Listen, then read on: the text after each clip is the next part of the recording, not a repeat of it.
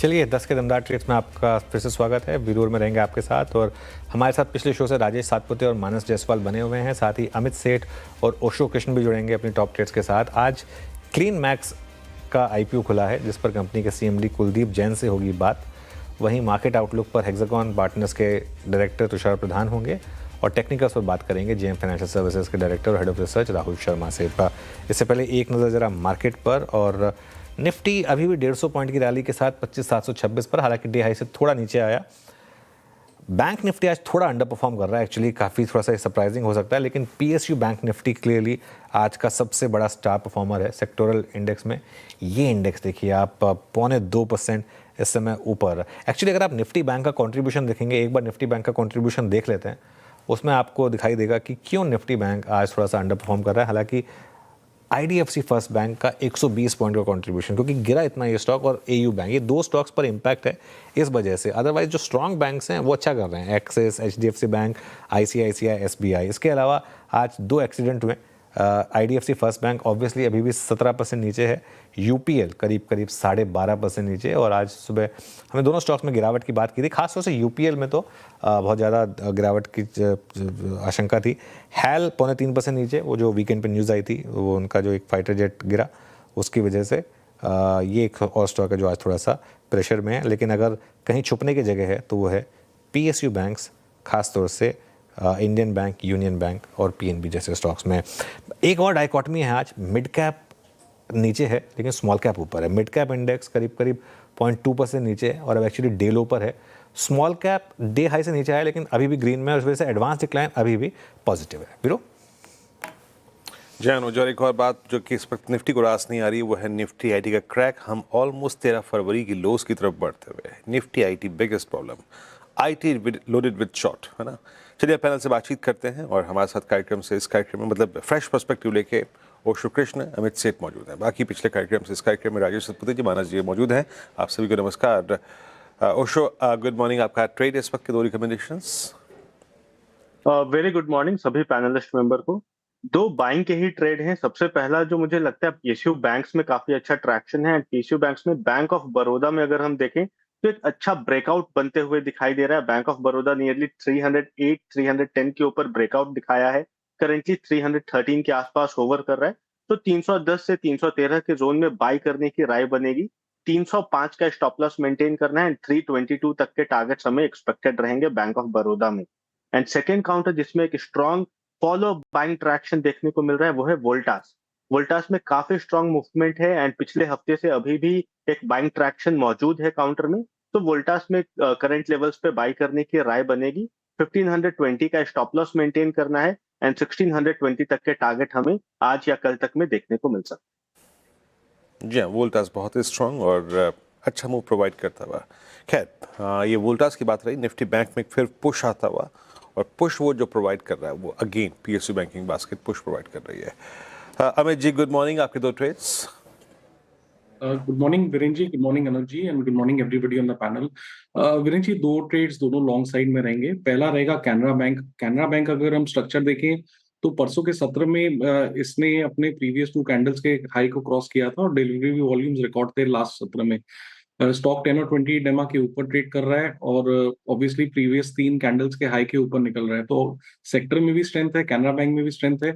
इसे बाय करें। हमारा स्टॉप लॉस रहेगा 153 का स्टॉप लॉस रहेगा, और टारगेट्स हमारे यहाँ पे रहेंगे 162 रुपीज के। दूसरा जो मेरे को पता है, ऑटो क्षेत्र से टीवीएस मोटर का स्ट्रक्चर पॉजिटिव है। एक दो दिनों के पुल बैक के बाद, मामूली प्रॉफिट बुकिंग के बाद यहाँ पे हम ट्रेंड वापस स्ट्रॉन्ग देख रहे हैं। टीवीएस मोटर 10 डेमा से वापस एक अपथ्रस्ट दे रहा है, तो स्टॉप लॉस हमारा यहाँ रहेगा 3800 का, और टारगेट्स हमारे 4000 रुपीज के रहेंगे टीवीएस मोटर। ओके, अब मानस जी के पास चलते हैं। मानस जी बताइए आपकी दो ट्रेड इस समय की। तो देखिए, पहला रिकमेंडेशन एसबीआई लाइफ पे है। एसबीआई लाइफ ने एक फ्रेश ब्रेकआउट, पिछले हाई को ब्रेक किया है, फ्रेश ब्रेकआउट चार्ट्स पे है। तो एसबीआई लाइफ में खरीदारी करेंगे 2094 के स्टॉप लॉस से। टारगेट आपको 2200 रुपए 2200 के सेट करके चलने हैं एसबीआई लाइफ में।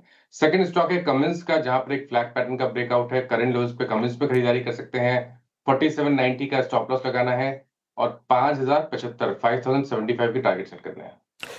ओके चलिए अब आगे बढ़ते हैं। एक आईपीओ खुल रहा है, जी हाँ, देश की सबसे बड़ी commercial and industrial renewable energy provider clean max enviro energy solutions का आईपीओ आज से खुला है, जिसके जरिए कंपनी की 3100 करोड़, एक्चुअली आईपीओ का साइज 3100 करोड़ का है, जिसमें 1200 करोड़ का फ्रेश इशू है जो जुटाया जाएगा और 1900 करोड़ का ओएफएस है।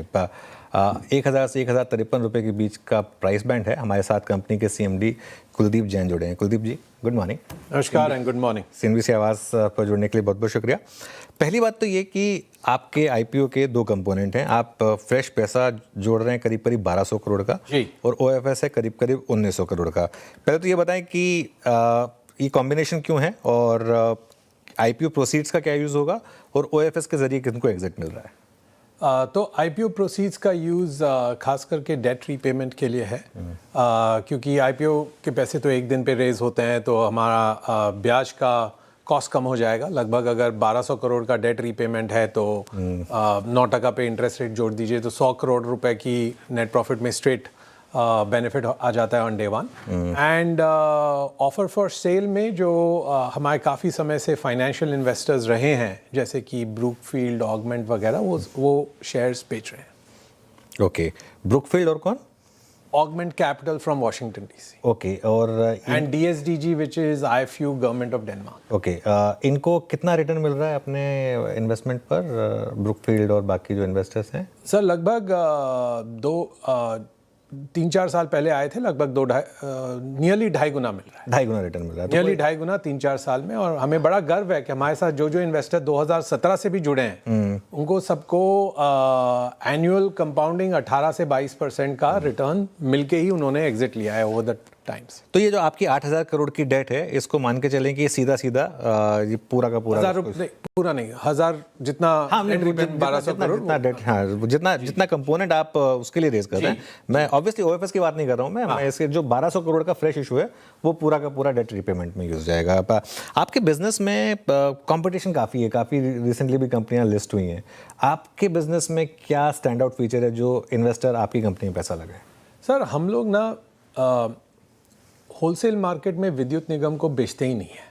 ओके, हम लोग डे वन से, यानी कि 15 साल पहले चालू किया। डे वन से ये था कि एंड कस्टमर, डायरेक्ट कस्टमर के पास जाएंगे। जो लार्ज कॉर्पोरेट्स होती हैं इस देश में, देश की आधी बिजली कॉर्पोरेट्स कंज्यूम करती हैं। तो लगभग corporate power consumption 3 lakh crore रुपए का मार्केट है।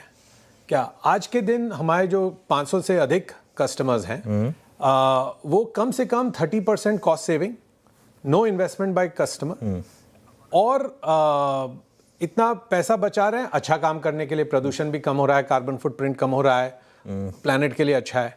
तो अच्छा काम करने के लिए अच्छा पैसा बना रहे हैं, इसलिए इसमें बहुत ग्रोथ आई है। मैं पिछले 3 साल से एबिडा ग्रोथ लगभग 58% ईयर ऑन ईयर रहा है। और प्रॉफिटेबिलिटी भी ज़्यादा रहती है इस बिजनेस में। प्रॉफिटेबिलिटी यानी कि कितना पैसा लगाना है आपको 1 रुपये कमाने के लिए। It's called gross block to EBITDA, मतलब कितना इन्वेस्टमेंट गया 1 रुपया कमाने के लिए। बिल्कुल। तो हमारा है 5.8, 5 रुपये 80 पैसे हम लगाते हैं 1 रुपये कमाने के लिए। रिन्यूएबल इंडस्ट्री एवरेज है 7.5 रुपये, तो लगभग 28% ज़्यादा कैपिटल एफिशिएंट। क्यों? क्योंकि हम डायरेक्ट कस्टमर के पास जाके कोई भी बिजनेस में इंस्टेड ऑफ होलसेल आप अगर रिटेल डायरेक्ट कस्टमर के पास जाओ तो आपको टैरिफ ज़्यादा मिलता है और उससे मुनाफा ज़्यादा होता है। ये आपकी वैल्यूएशन काफ़ी महंगी लग रही है, लेकिन ऑब्वियसली आप कह सकते हैं क्योंकि अभी आप लॉस मेकिंग से प्रॉफिट में आए हैं, तो बात मैं समझ सकता हूं। लेकिन जो रिपोर्टेड नंबर्स हैं उसके हिसाब से अगर आप कंपेयर करेंगे, चाहे एनटीपीसी ग्रीन से कंपेयर करें, अदानी ग्रीन से कंपेयर करें, ऐसा नहीं कि ये कंपनियां खुद सस्ती हैं, ये कंपनियां खुद महंगी हैं काफ़ी, ये स्पेस ही महंगा है काफ़ी, लेकिन उसके मुकाबले आपकी कंपनी की वैल्यूएशन फिर महंगी लग रही है। तो कोई आपके पीयर में पैसा क्यों ना लगाए, आपके इशू में क्यों पैसा लगाए फिर? बहुत बढ़िया सवाल है सर। हमारे इंडस्ट्री में ना सब लोग ईवी एबिडा मल्टीपल देखते हैं, यानी कि total enterprise value divide by EBITDA. तो ये FY25 के नंबर से देखें तो हमारा ईवी एबिडा लगभग 17, 17.5 है at lower end to upper end of price band. And जो लिस्टेड रिन्यूएबल एनर्जी पीयर्स है, जैसे कि आपने कहा Adani green, NTPC green and Acme solar, उनका एवरेज 27 गुना है। तो हमारा 17 गुना, उनका 27 गुना, तो 10x का अंतर है। और हमारा एबिडा 1000 करोड़ है, तो 1000 करोड़ इंटू 10x, उतना डिफरेंस हमने छोड़ा है कंपेयर टू लिस्टेड पीयर्स। तो डेफिनेटली मार्केट में जो है उस एवरेज से हम सस्ते हैं on EV EBITDA multiple, which is what all analysts look at. दूसरी चीज़ ये है कि कोई भी इंडस्ट्री में मल्टीपल अगर होता है तो उसके दो पहलू होते हैं, ग्रोथ क्या है, प्रॉफिटेबिलिटी क्या है। ठीक है, हमारी ग्रोथ रही है 58% year on year in the last 3 years, industry average 16% है, सो 16 वर्सेस 58, हम लोग काफ़ी ज़्यादा हायर ग्रोथ है। सेकेंड इज प्रॉफिटेबिलिटी, यानी कि जैसे मैं कहा कितना रुपया लगाना है आपको 1 रुपया कमाने के लिए, वहाँ पे हम लोग 28% ज़्यादा 28% मोर कैपिटल एफिशिएंट है, हमको केवल 5 रुपये 80 पैसे लगाने हैं, इंडस्ट्री को ऑन एवरेज 7.5 लगाना है। तो मल्टीपल कम है लेकिन ग्रोथ और प्रॉफिटेबिलिटी ज़्यादा है। बिल्कुल नहीं, लेकिन इसमें एक चीज़ मैं कहूँगा, आपका एबिडा मार्जिन थोड़ा अनयूजुअली हाई लग रहा है मुझे, 68% के करीब है। तो ईवी एबिडा में ऑब्वियसली आपका एबिडा काफ़ी हाई है, तो कहीं ना कहीं ये सस्टेनेबल है या नहीं है? क्योंकि FY 23 में आप 43% पर थे, 24 में आप 53% पर आए, उसके बाद आप 67.9 पर आए, H1 FY 25 में आप 72 तक पहुंच गए थे, इसके बाद आप वापस 68 पर आए हैं। तो ये कितना सस्टेनेबल है? सर हमारे बिजनेस में ना 95% यानी कि ऑलमोस्ट पूरा का पूरा एबिडा बिजली बेचने के काम से आता है। एनर्जी सेल्स, हमारे 2 सेगमेंट है, एनर्जी सेल्स जहाँ पे एनर्जी सेल्स में सर लगभग 84% एबिडा मार्जिन है, और ग्रॉस मार्जिन सबकी, हमारी नहीं पूरी इंडस्ट्री की 93-94% है। और दूसरा है एनर्जी सर्विसेज, कोई अगर कंपनी बोले हमारे लिए प्लांट लगा लो, तो वहाँ पे हम 15% मुनाफा बना के उनके लिए प्लांट लगा देते हैं, तो वो दोनों मिला के टोटल एबिडा मार्जिन देखा जाता है। तो इसलिए एबिडा मार्जिन से जो बिजली की सेल्स है इसमें सबकी एबिडा मार्जिन ज़्यादा है, हमारी नहीं, एक्मे, NTPC, अडानी सबकी है। क्यों? क्योंकि सूर्यदेव और वायुदेव पैसे लेते नहीं है।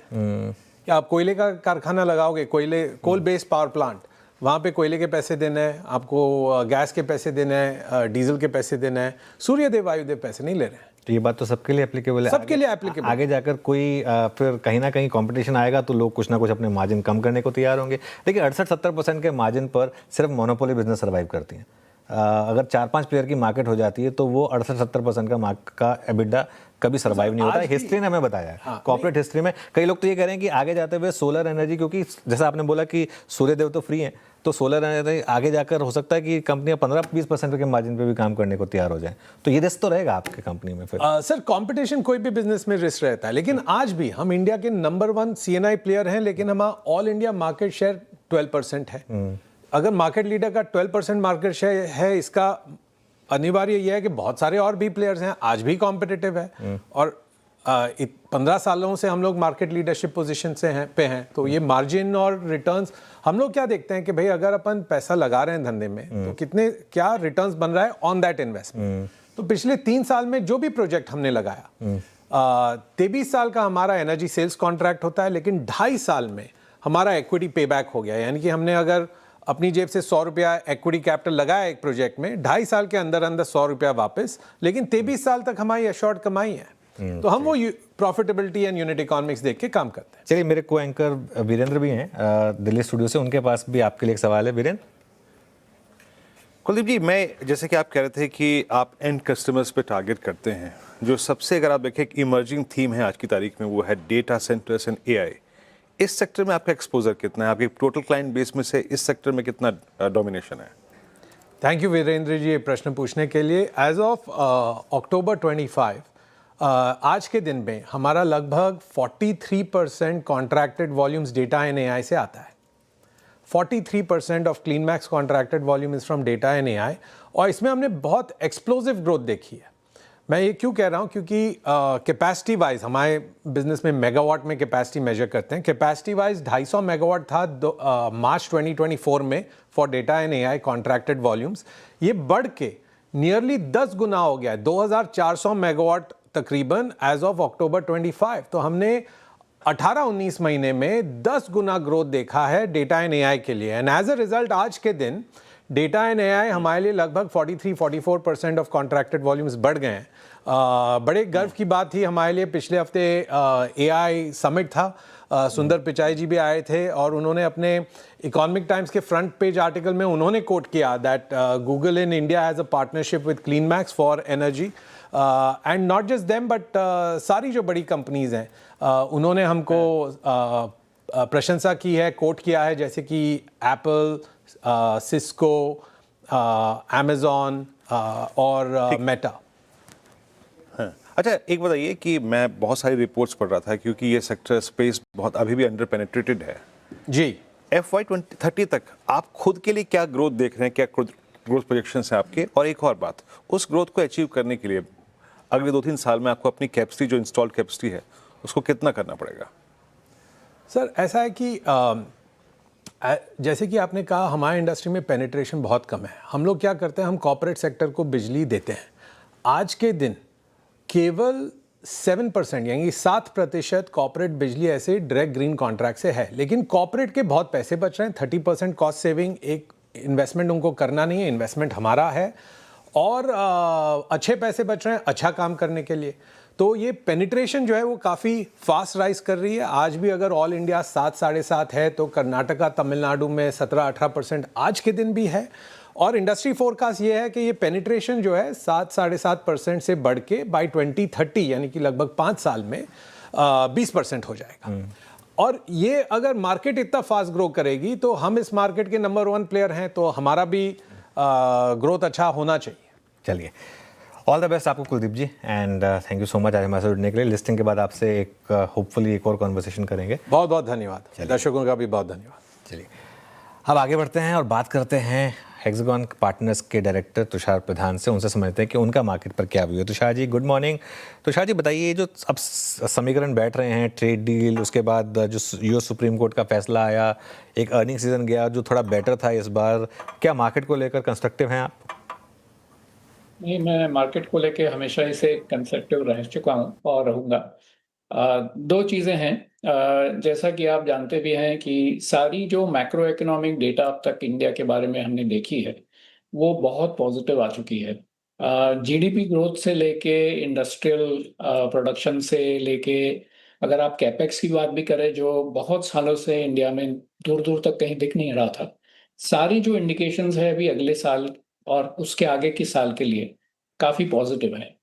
और रही बात अर्निंग्स की, तो हमने एक 2025 में थोड़ा-सा हिकअप ज़रूर देखा अर्निंग्स में, जहाँ पे फ्लैटनिंग मतलब सिंगल डिजिट तक आई थी अर्निंग्स ग्रोथ।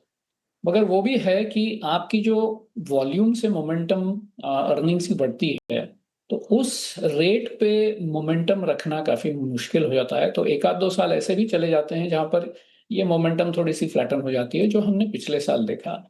अभी 26 को लेके और 27 को लेके अगर बात करें, तो मेरे ख्याल से मोमेंटम अर्निंग्स की वापस बढ़ रही है, और ये अगले क्वार्टर का, जो लास्ट क्वार्टर 26 का जो हम देखेंगे, वो भी एक इंडिकेशन रहेगा कि ये कहाँ तक मोमेंटम जारी रहेगी आगे। तो मेरे ख्याल से जो अनसर्टेनिटीज़ थी ट्रेड डील के बारे में या जनरली जियोपॉलिटिकल सिचुएशन के बारे में, अगर वो कम होते जाती है आगे, तो मेरे ख्याल से मार्केट के बारे में कंस्ट्रक्टिव रहना ही लॉजिकल समझता हूँ मैं। शायद एक और चीज़ मैं आज बाजार में उन एक्सपोर्ट एंटिटीज़ का एक रिएक्शन देख रहा था जिस पे हम मान के चल रहे थे कि भाई हमारे पास एक एज है एट 18%। अब ये फिर टैरिफ का अगर आप देखें मसला छिड़ गया, अब 15% है। अब ग्लोबली यूनिफॉर्म अगर आप देखें आपका टैरिफ रेट है। ऐसे में एक्सपोर्ट स्पेस में वो स्पेस फॉर इंस्टेंस टेक्सटाइल, जहाँ पे आपके पास वर्सेस आपके एशियन पीएस एक एडवांटेज था, हालांकि कुछ क्रॉस कॉम्बिनेशंस भी थे उसमें। अब क्या व्यू रखना चाहिए एट 15% टैरिफ? देखिए, टैरिफ को लेके अगर हम आगे बढ़ के सोचें, तो मेरे ख्याल से अनसर्टेनिटी इस बारे में कायम रहेगी, क्योंकि ऐसा कुछ नहीं है जो अभी इसे मान लेके चलेंगे कि 15 ही रहेगी। क्योंकि जो सुप्रीम कोर्ट का जो आदेश आया है, जिससे कि जो पहले बनाए हुए रेसिप्रोकल टैरिफ्स को मना कर दिया है, अब जाके जो अगली बात बनेगी, तो मेरे ख्याल से अब इस इस टाइम को लेके अगर हम प्रोजेक्शन करते जाएंगे कि भाई ऐसा होगा, तो मेरे ख्याल से वो थोड़ी सी जल्दबाजी होगी। मुझे ख्याल है कि थोड़ी देर के बाद हम इस सिचुएशन को रिविजिट करें, क्योंकि जैसे आपने भी कहा कि सारी कंट्रीज को अगर एक यूनिफॉर्म टैरिफ लगता है तो एक अलग बात होती है। अगर हर एक डील जो यूएस ने बाकी कंट्रीज से कर रखा है, और उनकी कॉमर्स सेक्रेटरी और कॉमर्स डिपार्टमेंट अभी भी कह रही है कि वो बरकरार हैं, तो मेरे ख्याल से अभी कुछ उसके बारे में कहना बहुत जल्दबाजी हो जाएगी। मेरे ख्याल से धीरे धीरे जब बायलैटरल सिचुएशन ज़्यादा क्लियर होती जाएगी तब समझ में आएगा कि हमारी इंडस्ट्रीज कंपैरिजन में कहाँ हैं। मगर एक बात लेके चलनी चाहिए कि पूरे मार्केट को लेके देखिए अगर तो हमारा एक्सपोर्ट ओरिएंटेशन बहुत कम है। Market participation as a market cap also is very low towards the goods exporters, so which is including textiles और ये सब। तो मेरे ख्याल से यहाँ पर अभी से बेट लगा के बैठना और कुछ सोचना उसके बारे में शायद इतना कुछ अभी we can wait and watch. Tushar ji, एक स्पेस जिसने सबसे ज़्यादा आउट परफॉर्मेंस दिखाई है और वन वे आउट परफॉर्मेंस रही है वो है पीएसयू बैंक्स, जिसको एसबीआई ने लीड किया है। अब आपका क्या मानना है, क्या ये वैल्यूएशन कैचअप इसी तरीके से कंटिन्यू करेगा और क्या यहाँ पर रिस्क रिवॉर्ड अभी भी फेवर में है? आप क्या कर रहे हैं? मैं तो इस स्पेस में काफ़ी पॉजिटिव रहा हूँ। कई क्वार्टर से इस स्पेस में अट्रैक्शन इस बात के लिए आ गई है कि दो चीज़ें बैंक्स में इम्पॉर्टेंट होती हैं। एक तो आपकी जो क्रेडिट ग्रोथ होती है उसको आप कैसे फंड कर रहे हो और आपकी एसेट क्वालिटी जो है वो कितनी ताकतवर है। मेरे ख्याल से अब तक प्राइवेट बैंक्स का इसमें ज़्यादा आई वुड से एडवांटेज रहा है compare to public sector banks because they had fresh capital और उनकी जो एक्सपेंशन की पॉसिबिलिटीज थी वो सबसे ज़्यादा थी क्योंकि वो they were much more entrepreneurial in their expansion. मगर अब जो चेंज हमने देखा है, एक तो वैल्यूएशंस को देख के कि always public sector banks were cheaper, और दूसरी बात ऐसी रही कि जो उनकी एसेट क्वालिटी जो इतने साल से काफ़ी थोड़ी सी I would say less than weak रही थी वो अभी बहुत स्ट्रांग हो चुकी है। अगर आपने देखा है कि सारी पब्लिक सेक्टर बैंक्स की जो average net non performing assets है वो शायद डेकेडल लो पर है। इसका ये मतलब रहा कि इनके पास ताकत भी है और कैपिटल रेज करने की क्षमता भी है और डिपॉजिट्स ग्रोथ भी ठीक ठाक ही रही। इसका ये मतलब हुआ कि अगर आप कैपिटल एक्सपेंशन, कैपिटल एक्सपेंडिचर अगर आप 2 साल में देख रहे हैं तो सबसे ज़्यादा ताकत उसको लेंड करने की पब्लिक सेक्टर बैंक्स में रहती है और इनकी बैलेंस शीट्स काफ़ी ज़ोर से बढ़ सकती है। इसका ये मतलब रहा कि अगर ग्रोथ दोनों में या तो सिमिलर हो या कभी-कभी ऐसा भी हो सकता है कि ग्रोथ पब्लिक सेक्टर बैंकों में आप ज़्यादा भी देख सकते हैं, तो उसके कंपैरिजन में वैल्यूएशन बहुत ही अट्रैक्टिव लग रहे हैं। These are dividend paying companies और थोड़ी सी ऑटोनॉमी अगर हमने बैंकों में पब्लिक सेक्टर बैंक्स में आजकल देखनी भी है, तो अगर ये सब सारा आप जोड़ दें तो मेरे ख्याल से ये स्पेस काफ़ी पॉजिटिव रहेगा। ओके अच्छा, मैं तुषार जी आज समय का अभाव है लेकिन आपसे फिर भी एक सेक्टर पर राय जानना चाहूँगा। ये वाइट गुड में कंसिडरिंग नॉर्थ इंडिया टेम्परेचर अब almost striking 29-30 on the high side, white good में इस वक्त क्योंकि लास्ट ईयर बिल्कुल फ्लैट रहा अनसीजनल रेंज के चलते, इस बार स्कोप बन रहा है क्या? आपको ग्रोथ कैसी लग रही है इस बार इस सेगमेंट में? यहाँ पर वो तो नेचुरल एक एफिनिटी होती है कि भाई जहाँ तक टेम्परेचर बढ़ते जाता है तो इन कंपनियों में ज़्यादा हम तेज़ी देखते हैं क्योंकि सेल्स बढ़ जाती है। मगर आप इस बात को भी देखें इस साल कि आपको जीएसटी का बेनिफिट मिलने वाला है। आपको पेंट अप डिमांड जो पिछले साल जैसे आपने कहा कि शायद एवरेज से कम रही, उसकी भी एक टेलविंड आपको मिलने वाली है। मगर आप इस बात को सतर्क रखें कि मार्केट एक्सपेंशन किसने पिछले साल बना के रखा है, क्योंकि आपने अगर मार्केट एक्सपेंशन पिछले साल नहीं किया हो तो मेरे ख्याल से वो जो पेंट अप डिमांड आने वाली है उसको फेस करने के लिए शायद आपके पास सप्लाई चेन ना हो, आपके पास कैपेसिटी ना हो। तो ऐसा नहीं कह सकते कि सारी कंपनियां इस इलाके में अच्छी करेंगी, मगर मेरे ख्याल से थोड़ा सा बॉटम अप करने के लिए ये जो मैक्रो फोर्स है उसकी एडवांटेज आप जरूर दे सकते हैं। ओके तुषार जी, बहुत बहुत शुक्रिया आज हमारे साथ जुड़ने के लिए और हमें अपना समय देने के लिए। चलिए आगे बढ़ते हैं। अब टेक्निकल से बात करने के लिए जेएम फाइनेंशियल के director head of research Rahul Sharma मौजूद हैं। Rahul ji good morning. राहुल जी, मुझे याद है हमारी कॉन्वर्सेशन हुई थी, वहाँ से निफ्टी करीब आई थिंक 1000 पॉइंट तो ऊपर होगा। अब एक बात बताइए कि क्या ये जो 25,800 से 26,300 का एक टफ जोन रहा है मार्केट के लिए, इसको क्रॉस करने की फायर पावर है क्या मार्केट के पास? क्योंकि आपका एक बहुत बड़ा कंपोनेंट है निफ्टी आईटी जो बिल्कुल चलने को तैयार नहीं है। जी हाँ, बिल्कुल अनुज। देखिए, जो हिसाब से मार्केट इस रेंज में रहा है, एक तरह से पीएसयू बैंक्स और मेटल्स को अगर मेटल्स काफी हद तक और फाइनेंशियल सर्विसेज जो बैंकिंग स्पेस है वो काफी हद तक नैरो मार्केट रहा है, तो लीडरशिप मार्केट में लैकिंग है।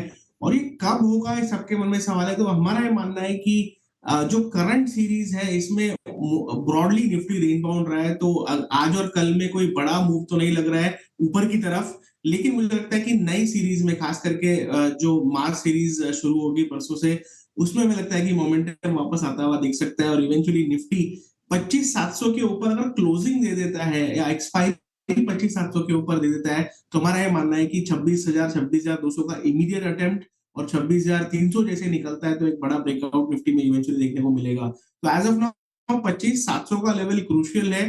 पिछले वीक में हमने डबल बॉटम बनाया है 25,370 के आसपास। अगर ये डबल बॉटम वोलेटिलिटी में टूटता है तो प्रॉब्लम हो सकता है, but as of now market को देखकर लग नहीं रहा है कि वो लेवल टेस्ट होता हुआ दिखेगा आज या कल में। तो थोड़ा सा लैकलस्टर मार्केट है, ब्रॉड मोमेंटम लैकिंग है और ओवरऑल हमें लगता है कि वापस जो एक तरह से जो मार्केट में जो ब्रॉड बेस्ड मूव है शायद हमें मार्च सीरीज में देखने को मिले। एज ऑफ नाउ आज और कल के लिए व्यू रेंज बाउंड मार्केट का है। साहब, थोड़ा समय का अभाव है राहुल जी, आपके दो ट्रेड्स क्या रहेंगे इस वक्त के, या फिर कन्विक्शन आइडियाज? या कन्विक्शन आइडिया में अशोक लेलैंड रहेगा, काफी बढ़िया सेटअप है। 220 के टारगेट के लिए बाय किया जा सकता है, 207 का स्टॉप लॉस रहेगा। और दूसरा पीएससीज में से पावर फाइनेंस का सेटअप हमें अच्छा लगता है। पावर फाइनेंस को इन लेवल्स पर बाय किया जा सकता है 405 का स्टॉप लॉस लगाकर, और तकरीबन 425 430 के लेवल्स हमें लगता है कि शॉर्ट टर्म में देखने को मिल सकते हैं पीएफसी में। तो अशोक लेलैंड और पीएफसी दोनों बाय साइड। अशोक लेलैंड और पीएफसी दोनों बाय साइड पर राहुल जी के कॉल्स हो गए। राहुल जी बहुत बहुत शुक्रिया। जैसा वीरू ने कहा आज थोड़ा समय का भाव है, लेकिन थैंक यू सो मच आज हमारे साथ जुड़ने के लिए। चलिए, मार्केट अभी भी डे हाई पर तो नहीं लेकिन ग्रीन में सस्टेन कर रहा है।